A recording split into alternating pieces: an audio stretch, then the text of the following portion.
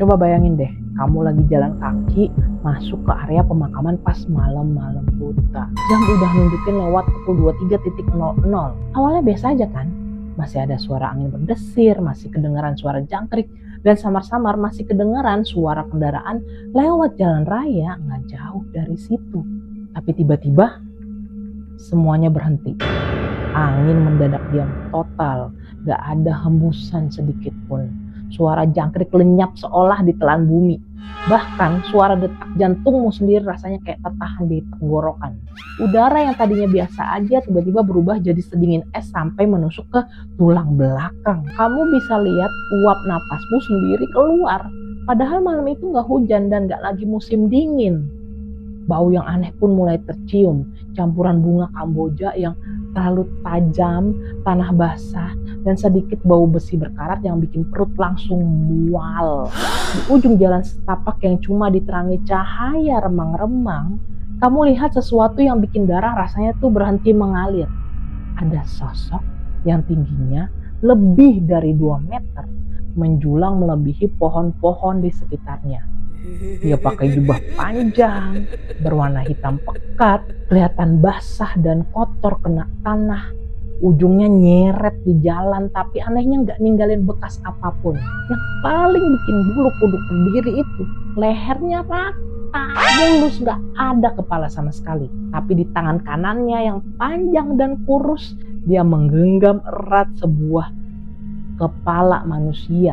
Rambutnya kusut, basah, dan meneteskan cairan kental yang jatuh ke tanah, tapi nggak bikin tanah itu basah. Mata di kepalanya itu mau lurus ke depan, nggak pernah berkedip sedikit pun. Mulutnya terbuka seolah mau teriak, tapi nggak ada suara apapun yang keluar. Di belakangnya ngikutin langkah demi langkah, ada seekor anjing hitam sebesar anak kerbau. Bulunya mengkilap, matanya menyala merah redup, dan kakinya itu nggak pernah nyentuh tanah, melayang beberapa sentimeter di atas permukaan jalan. Sosok itu nggak teriak, nggak marah, nggak lari menyerang. Dia cuma jalan pelan-pelan, berhenti di setiap batu nisan seolah lagi membaca nama yang terukir di situ. Dia lagi cari sesuatu, cari makamnya sendiri yang secara sejarah dan catatan resmi gak pernah ada di tempat ini. Ini bukan cuma cerita dongeng buat nakut-nakutin anak kecil. Ini kenyataan yang udah dirasain, dilihat, dan didengerin puluhan orang selama lebih dari 40 tahun. Yuk kita bahas tuntas misteri TPU Jeruk Purut ini dari awal sampai selesai. Tapi tunggu dulu, Manai mau cerita. Jadi ini adalah cerita Manai. Saat itu Manai, adik Manai, teman Manai. Oke, kita bertiga doang naik mobil. Entah punya pikiran apa, atau nggak ada pikirannya. Waktu itu jam 11 malam juga. Kayak gini, yuk kita ke Jeruk Purut. Ngapain coba malam-malam ke situ? Dia cuma mau ngerasain aja sensasinya kayak gimana. Akhirnya emang beneran kita datang ke sana, masuk dari pintu depan, dan mau tahu apa? Banyak orang yang pacaran di dalam kuburan. Di dalam kuburan? Dalam tanah? Enggak. Maksudnya di atas batu-batu nisan itu. Rame. Loh rame? Itu kayaknya waktu itu datangnya pas malam minggu. Nah, ada deh tuh, ada yang di batu nisan sebelah sini, ada yang sebelah sini. Ngapain coba pacaran di kuburan? Kita mikir kayak, ya nggak ada apa-apa ya di sini ya. Maksudnya yang kita lihat ya cuma batu nisan dan orang-orang yang lagi pacaran sama orang-orang yang jualan. Akhirnya kita nyari jalan, iseng lagi nih, nyari jalan lewat belakang yang lewat perumahan. Ketemulah pintu belakang TPU Jeruk Purut. Itu adalah pintu di mana ambulans bisa masuk. Dan saat itu Manai kondisinya dalam mobil, Manai sendirian di belakang, teman Manai di depan, adik Manai di depan. Ganjil ya kita ya. Oke. Masuklah kita ke pintu belakang itu. Di samping kiri kanan itu semak belukar, rumput-rumput tinggi menjulang. Karena itu jalan masuk masih tanah, jalan masuknya tanah ke arah belakang kuburan. Akhirnya kita mencoba menembus itu, mencoba mau masuk, cuma mikir-mikir lagi karena Merinding. Kuduk mana yang berdiri nih? Karena Manay ngerasain saat itu kondisinya, waktu itu umur Manay masih 20-an. 20, mungkin 22 or 23 gitu ya. 23 tahun. Ya masih masa-masa dewasa nanggung, yang masih kepo sama berbagai hal. Ya udah kita coba lah. Tapi pas udah mau masuk nih, mau nembus ini, masuk ke dalam ke bagian kuburannya. Oke, Manay ngerasa kayak ada yang nemenin Manay di belakang. Akhirnya Manay bilang sama teman Manay, udah cukup gitu. Karena takutnya nanti beneran nggak bisa pulang kita, atau nggak nanti ada yang ngikutin. Ya udah, akhirnya mundurlah, mobil mundur gitu kan. Barulah kita arah balik, dan pas keluar dari area kuburan itu, area pemakaman, itu rumahnya rumah-rumah mewah. Rumah mewah berjejer kanan kiri, benar-benar rumah mewah. Dan yang kita lihat adalah banyak banget yang jual rumahnya di daerah itu, di belakang kuburan itu. Banyak banget. Rumah mewah loh. Kenapa mereka bisa mikir beli rumah di situ ya? Cuma ya udah, tapi Manay untungnya nggak ketemu apa-apa, nggak ketemu si pastor itu ya, cuma ngerasain hawa yang sangat nggak enak aja. Jadi lebih baik daripada nambah-nambahin kerjaan ya, nambah-nambahin aura yang nggak enak, kita pulang balik. Karena memang waktunya tuh udah malam banget, ya kan? Ya udah, oke, kita langsung bahas saja, dimulai dari sejarahnya. Sebelum masuk ke cerita-cerita seramnya, Manay mau ceritain dulu dikit soal tempat ini, biar kamu makin paham kenapa kisahnya bisa sebesar ini. TPU Jeruk Purut ini letaknya di daerah Pasar Minggu, Jakarta Selatan. Resmi dibuka dan dipakai jadi tempat pemakaman umum sejak tahun 1957. Dan sejak pertama kali dibangun, ada aturan yang tegas banget. Tempat ini khusus untuk orang Islam yang dimakamkan. Nggak ada catatan, nggak ada peta, nggak ada dokumen apapun yang bilang pernah ada makam orang Kristen di sini. Mulai dari dulu sampai sekarang, semuanya makam Islam. Terus kenapa bisa muncul cerita soal pastor tanpa kepala ini? Ada dua versi yang paling sering beredar dan dipercaya orang-orang yang udah lama tinggal di sekitar sini. Versi pertama datang dari masa penjajahan Belanda dan masa perang sekitar tahun 1940-an. Konon, ada seorang pendeta atau pastor asal Eropa yang dituduh mata-mata musuh. Dia ditangkap dan dihukum penggal kepalanya gak jauh dari daerah ini. Pas situasi lagi kacau balau karena perang, administrasi jadi berantakan. Dokumen identitas dia tertukar. Akhirnya jenazahnya salah kubur di sini. Padahal seharusnya dimakamkan di tempat khusus orang Kristen. Misalnya di TPU Tanah Kusir atau Menteng Pulo. Versi kedua bilang kesalahannya terjadi pas tahun 1960-an. Waktu itu lagi banyak pemindahan makam-makam lama karena pembangunan. Nah, pas dipindah, catatannya itu salah tulis. Akhirnya arwah itu merasa tersesat, gak tahu harus pulang kemana. Kasihan banget. Dia merasa gak diterima di sini karena beda keyakinan. Astaga. Tapi juga gak bisa masuk ke tempat yang seharusnya jadi tempat peristirahatannya.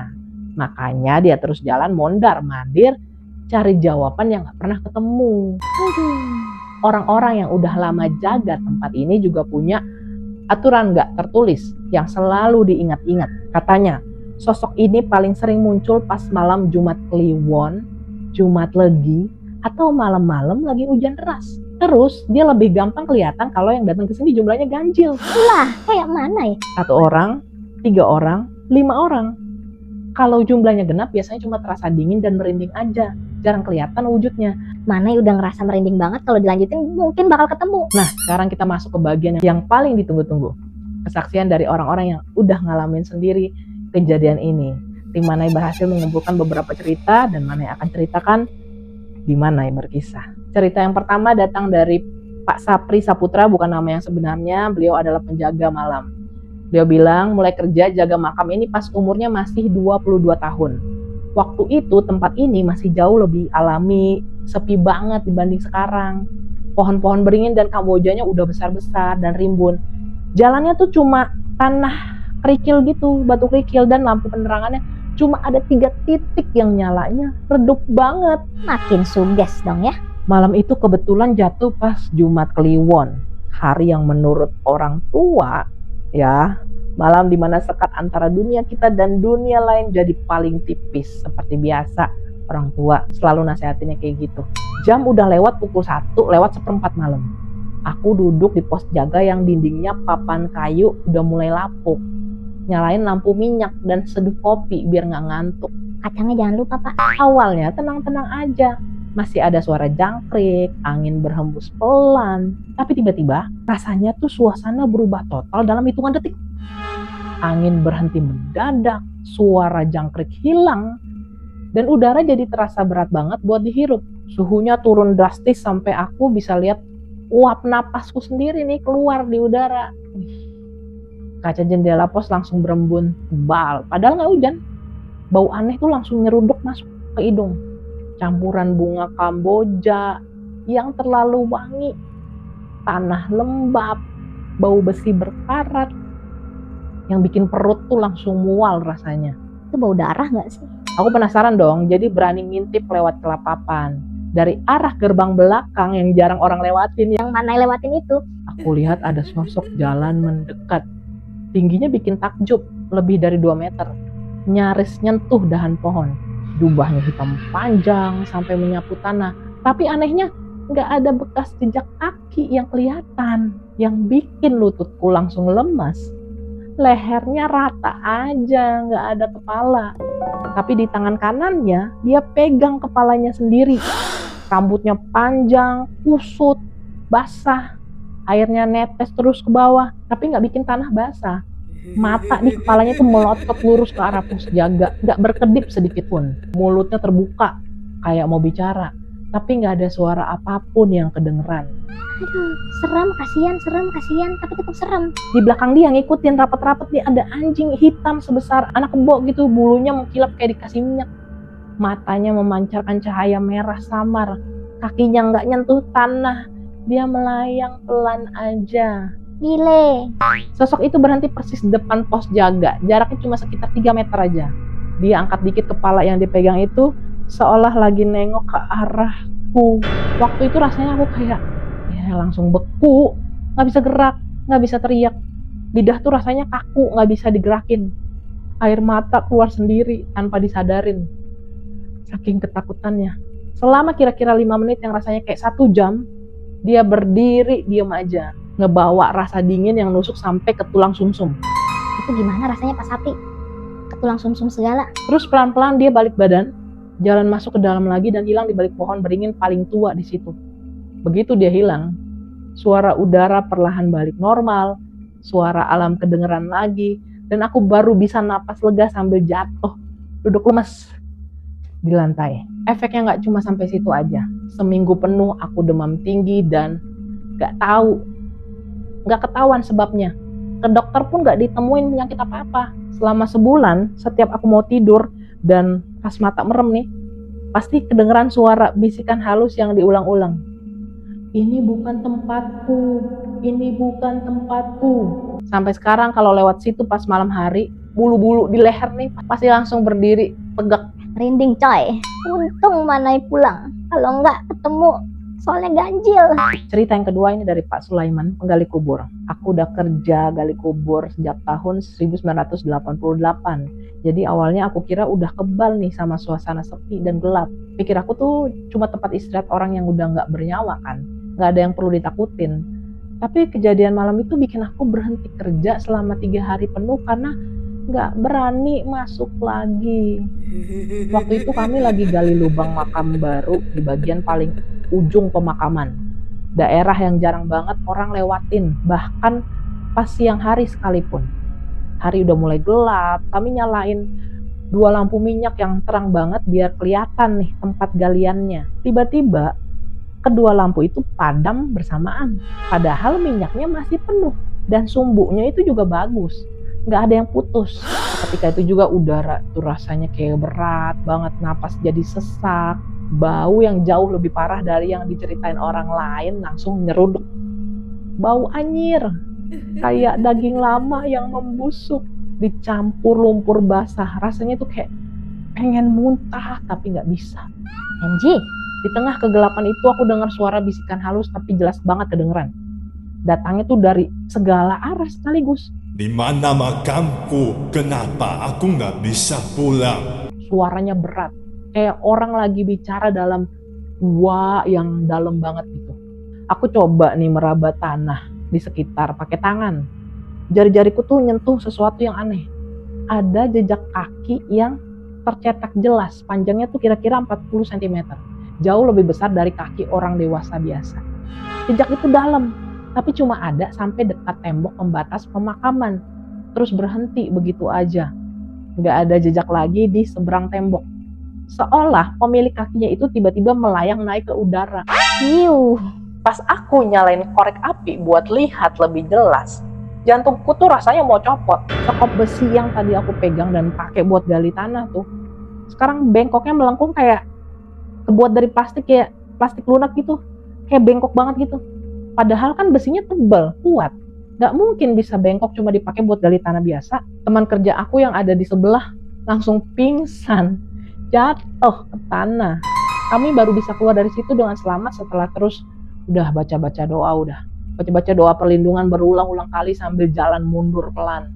Besok paginya pas kami balik lagi, jejak kaki itu udah hilang, rapih, gak ada apa-apa, tapi bau anehnya masih kecium samar-samar.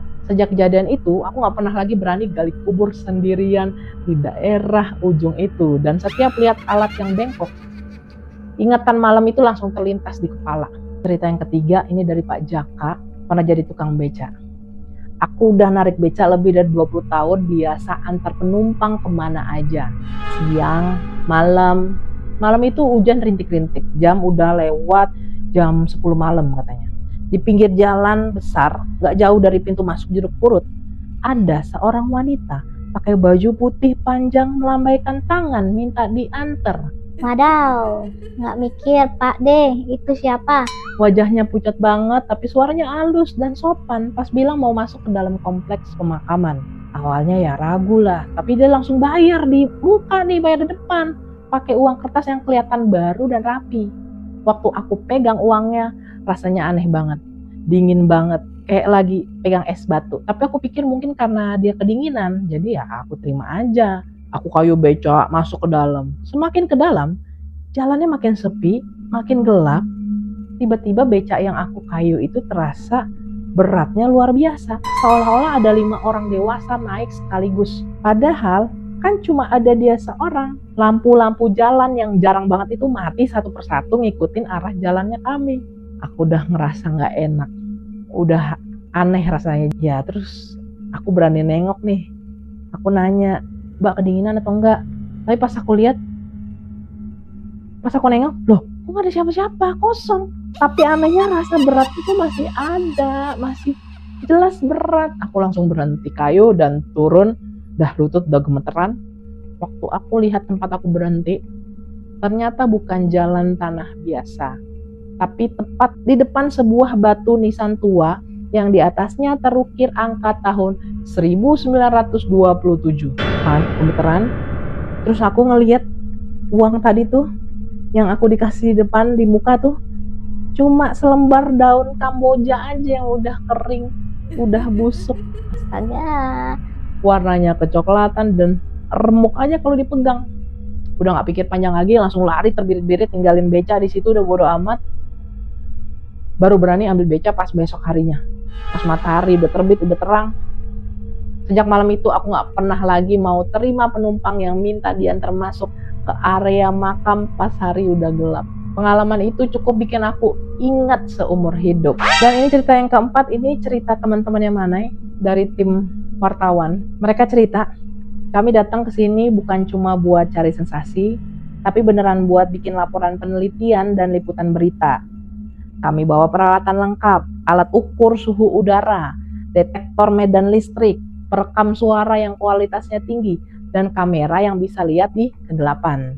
Jumlah kami 3 orang, sengaja dibuat ganjil sesuai cerita yang beredar, biar kalau ada apa-apa bisa terekam jelas. Kami masuk sekitar jam 23.00. Awalnya suhu udara tercatat 29 derajat Celcius. Suasananya biasa aja, nggak ada yang aneh. Tapi pas kami sampai nih di jalan tengah dekat pohon beringin paling besar itu, dalam waktu kurang dari 2 menit, suhunya langsung anjlok drastis jadi 17 derajat Celcius. Alat mendeteksi energi dan listrik yang kami bawa tiba-tiba berbunyi nyaring terus-menerus, menandakan ada medan energi yang sangat kuat di sekitar situ.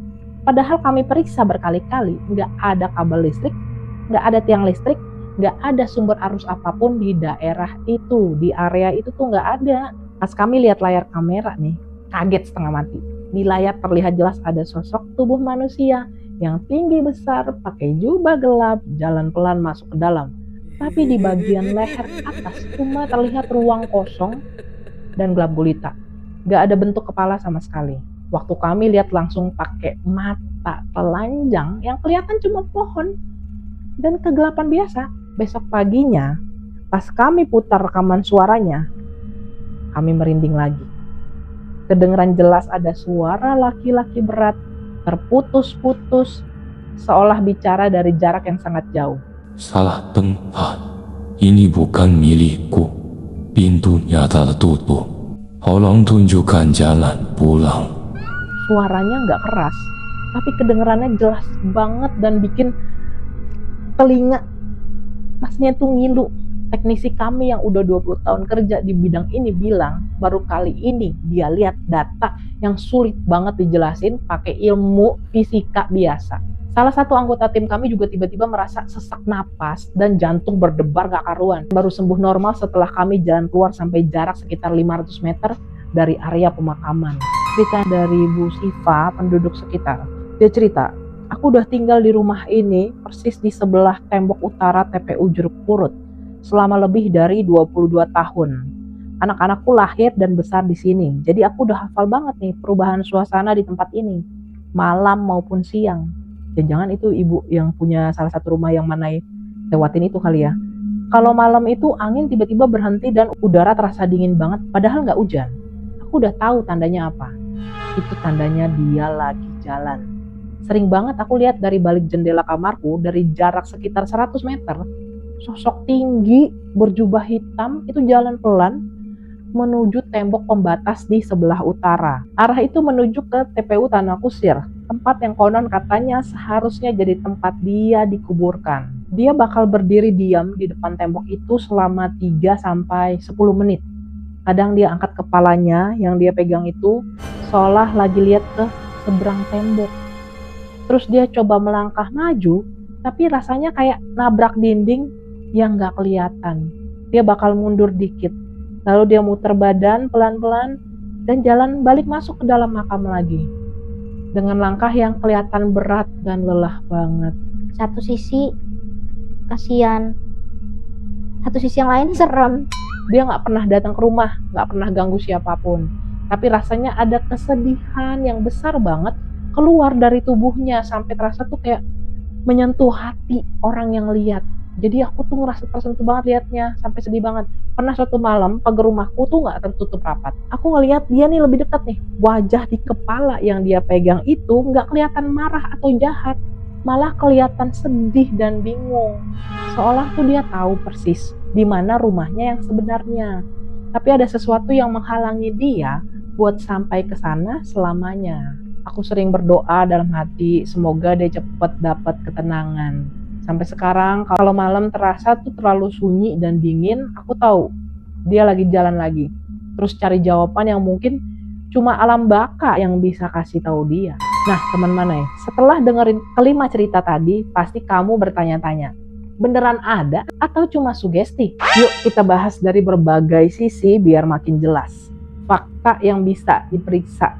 Pertama, soal tempatnya. Secara administrasi resmi, TPU Jeruk Purut memang khusus pemakaman Islam. Gak ada satu dokumen pun yang bilang ada makam orang Kristen di sini sejak tahun 1957 sampai sekarang. Ini bukan cerita yang dibuat-buat sembarangan, tapi punya dasar yang kuat. Kedua, soal polanya.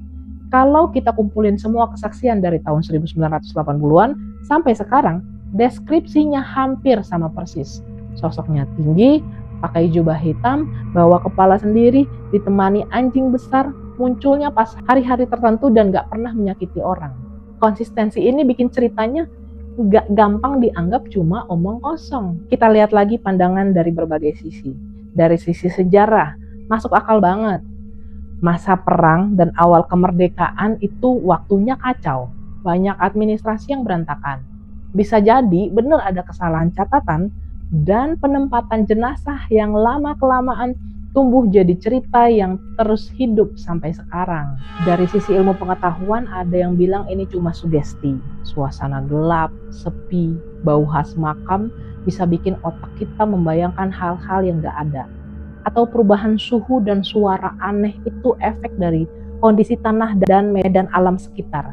Tapi yang jadi pertanyaan, kenapa banyak orang dari latar belakang berbeda yang gak kenal satu sama lain bisa melihat dan merasakan hal yang sama persis? Ini belum bisa dijawab sepenuhnya pakai logika biasa. Dari sisi kepercayaan dan agama, banyak yang meyakini bahwa arwah yang belum tenang itu biasanya karena ada urusan yang belum selesai atau nggak berada di tempat yang seharusnya. Dalam kasus ini, dia merasa tersesat, nggak diterima di tempat ini, tapi nggak bisa balik ke tempat asalnya. Makanya dia terus berjalan, terus cari jalan pulang yang gak ketemu-ketemu. Sudah lebih dari 70 tahun dia jalan mondar-mandir di antara ratusan batu nisan ini. Bawa kepalanya sendiri ditemani anjing setianya. Melangkah perlahan mencari tempat yang seharusnya jadi tempat istirahatnya selamanya. Kita bebas aja mau menganggap ini cuma cerita seram buat hiburan malam. Kita juga boleh bilang ini cuma efek kegelapan dan rasa takut kita sendiri. Tapi satu hal yang gak bisa dipungkiri, sudah ada ratusan orang yang udah berdiri berhadapan langsung sama dia, merasakan dinginnya sampai ke tulang, mendengar bisikannya, dan pulang dengan rasa takut yang gak bisa dilupain gitu aja. Dia bukan hantu jahat yang haus darah atau suka ganggu orang. Bukan vampir. Dia cuma arwah yang tersesat, dia cuma jiwa yang lelah, dia cuma makhluk yang cuma ingin pulang ke rumahnya yang sebenarnya. Sedih bener, Manai. Kalau suatu malam kamu lewat di dekat Jeruk Purut, tiba-tiba nafas kamu terasa berat, udara jadi sedingin es, dan kamu lihat bayangan tinggi jalan menjauh, jangan teriak, jangan panggil namanya, jangan ganggu dia. Biarin aja dia terus melangkah. Cari jawaban yang mungkin baru akan dia dapetin nanti. Kalau batas antara dua dunia ini akhirnya terbuka lebar. Percaya atau enggak, dia tetap ada di situ. Menunggu, terus mencari, sampai kapanpun. Kasian. Kalau kamu rasa cerita ini menarik dan bikin merinding, jangan lupa dibagiin ke teman-teman kamu ya. Bukan buat nakut-nakutin, tapi buat ngingetin kita semua. Di dunia ini, masih banyak hal yang akal dan pikiran kita belum sanggup menjelaskan. Jangan lupa like, subscribe Manai Berkisah, dan nyalakan lonceng notifikasinya supaya kamu tidak ketinggalan cerita-cerita misteri lainnya. Hati-hati melangkah kalau kamu sedang berada di tempat yang batas dunianya terasa sangat tipis. Terima kasih sudah menonton. Manai pamit undur diri. Bye-bye.